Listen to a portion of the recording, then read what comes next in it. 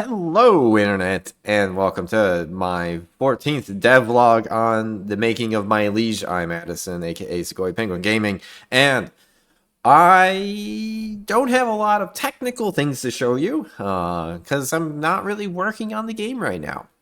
Why are you making a devlog then, you ask? Because I want to show you all parts of the life cycle of an indie dev. No, actually, no, that came out wrong.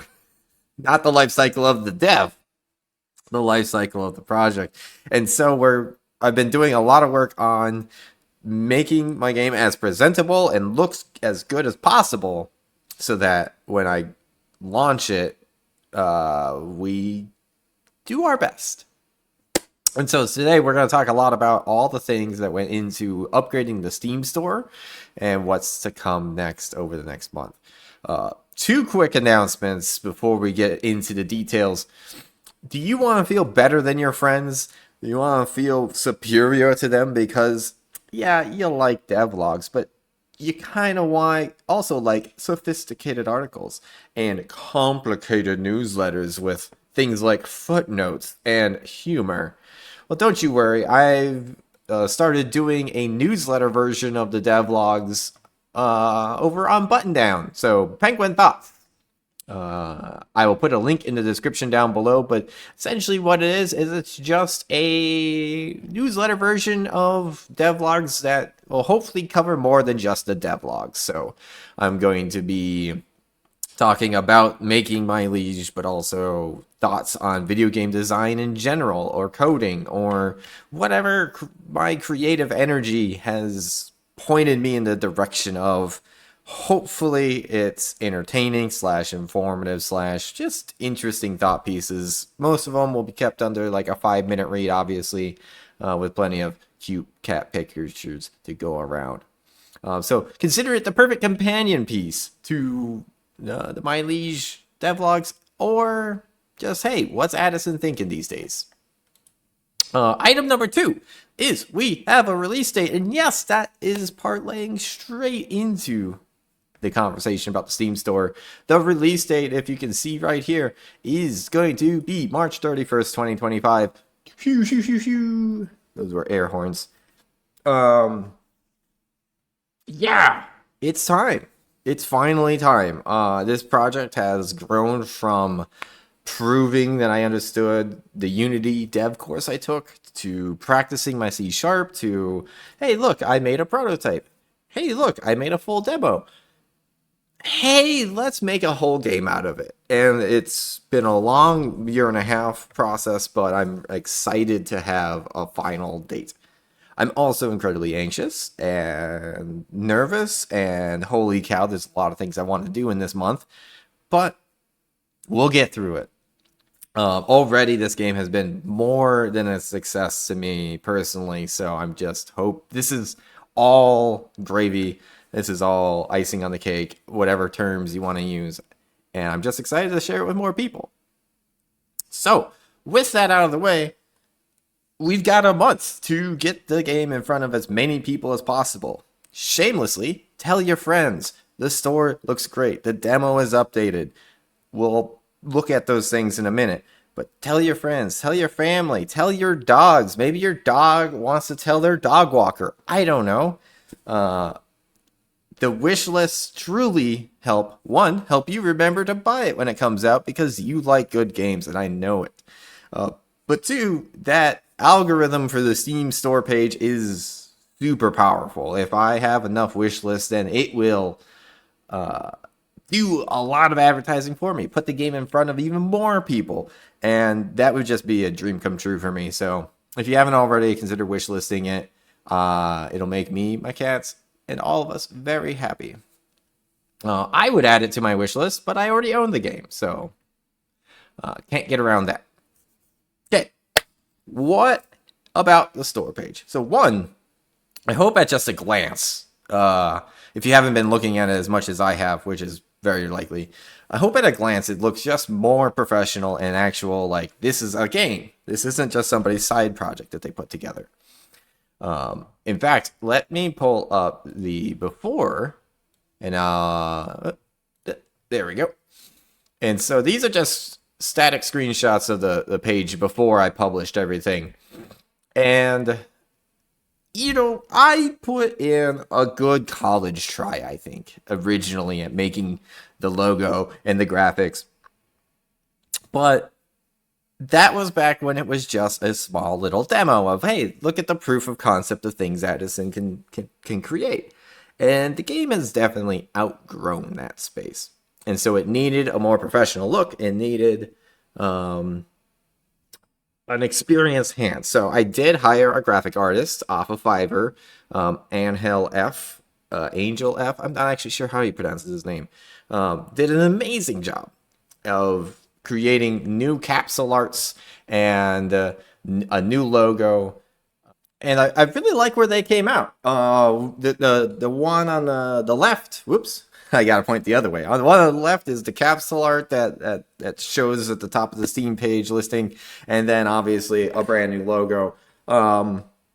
I will admit, working with a contract, like being a client and contracting out or commissioning some work, is a lot trickier than I thought it would be. I thought 10 years of implementation consultant with Fast, of working with the state as my client, would train me to do a good job. But I'm not a very good client. I struggled with describing what I was looking for and kind of stressing about timelines and feeling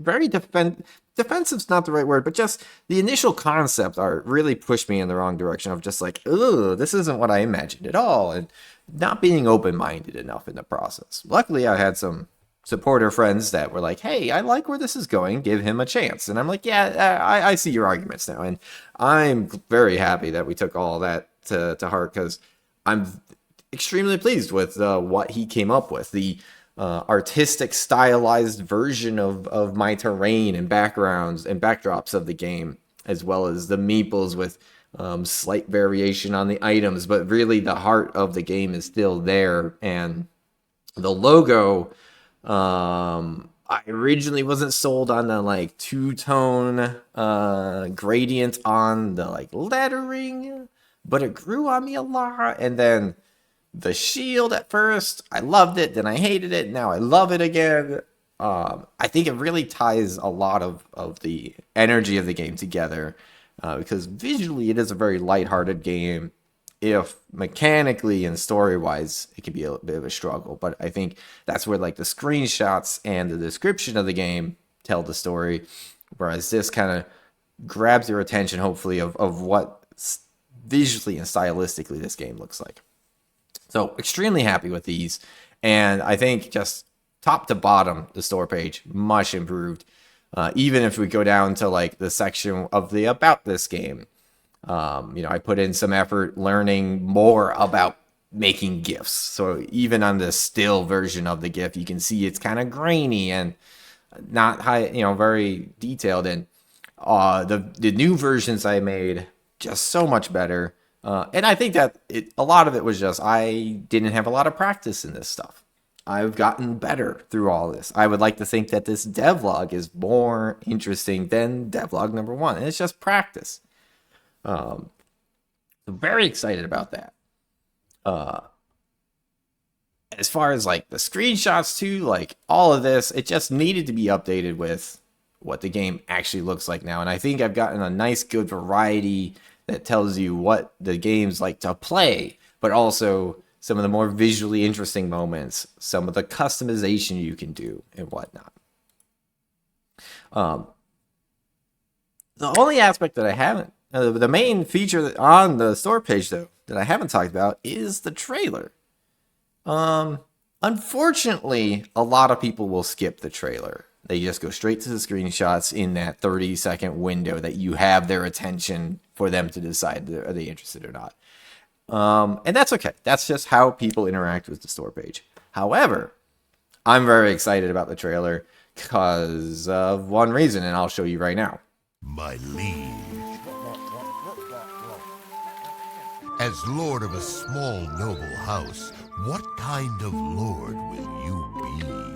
As people fear starvation and battle rages with neighbors. Who do you serve? The people? Your family? Your liege? Whatever you choose, all will know the worth of thy oaths.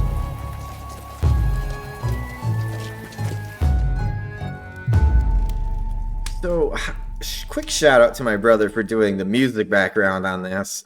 He's extremely talented, and I am very impressed with how it all came together. Also, if you're like, hey, I recognize that voice, that's because it's Jeff Steitzer, the legendary Halo God announcer. You know, the guy that does double kill, gain the lead. You know, all those great voice lines. Turns out, if you just ask your childhood legends to do cool things, sometimes they'll say yes. And cannot say enough good things about him. Working with him on Cameo was delightful. Absolute professional. So 10 out of 10. I will be posting this on YouTube as a separate video at a later point, but it is on the Steam page, and I hope that some people leave their audio on when they go to store pages, because I'm just trying to really grab their attention with Steitzer immediately saying "My Liege," and I want to catch people like, wait, what's that? Like, My liege. wait, was that guy? And then, you know, if that's how I get them to spend even 5 more seconds on the page, that's what I'm after. So that's the content on it.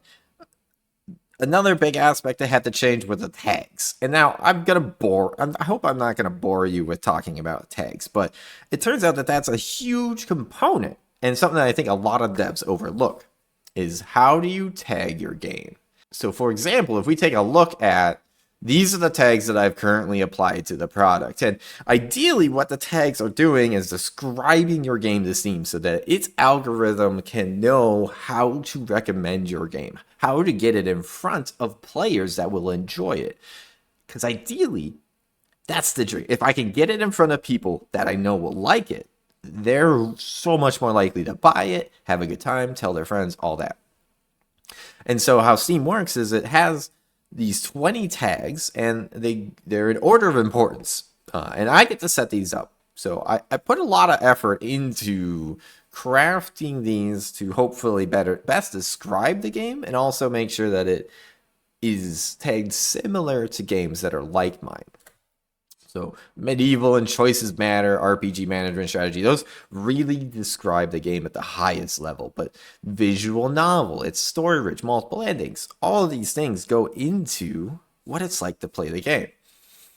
And this has a pretty big impact, like I said, on who can see it. So when you're on the store page, I don't know if you look at these sections often, but you'll have areas where it says recommended based on games you play. That's taking your play history, looking at the tags on those games, and saying, okay, you play a lot of games that make me think you'll like Tactical Breach Wizards, or Sins of a Solar Empire, or whatever it is. And then it also has another section of, it'll take a specific game you've been playing a lot recently. So for me, Dead Cells. And say, okay, because you like Dead Cells, here's some other ideas for you. And these two are my best shot at getting anywhere near the front page, I think, for an average, or for a player, my target market. You know, if things go great, maybe I'll be down here hanging out with Sex Amnesia in the new and trending section, or popular upcoming, for instance.